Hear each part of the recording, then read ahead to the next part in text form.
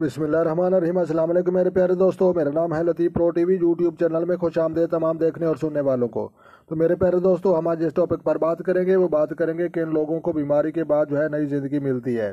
तो लिहाजा जो दोस्त चैनल पर नए हैं चैनल सब्सक्राइब कर लें। तो मेरे प्यारे दोस्तों, बिल्कुल आसान तरीका है।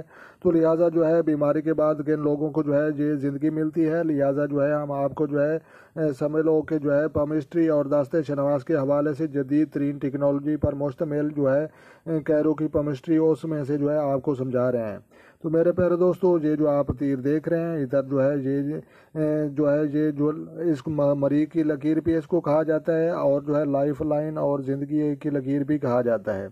लेकिन ये जो है अंगूठे के गिर्द घूमने वाली जो लकीर है, इसके अंदर जो लकीर आपको नज़र आ रही है ये लकीर कहलाई जाती है जो बीमारी के बाद जो है जिन लोगों को नई ज़िंदगी अल्लाह तबारक व तआला की ज़ात देती है उन लोगों की यहाँ पर एक लकीर उभर आती है।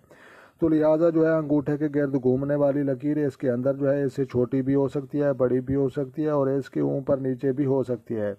तो लिहाजा ये मरीज की जो है मरीज की लकीर भी कहा जाता है और इसको जो है बीमारी के बाद किसी को जो है दोबारा ज़िंदगी मिलती है तो उसकी लकीर भी कहा जाता है और डबल ज़िंदगी की लकीर भी इसको कहा जाता है।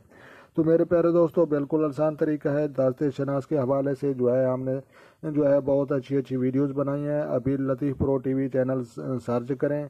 तो मेरे प्यारे दोस्तों, जो है सितारे निकालने का तरीका और जो है पत्थरों का इंसाइक्लोपीडिया और जो है बगैर दवाइयों और बगैर मेडिसन के जो है पत्थरों के ज़रिए इलाज के मुतालिक हमने बहुत अच्छी अच्छी अपने दोस्तों और अपने प्यारे अजीज़ों के लिए वीडियोस बनाई हैं।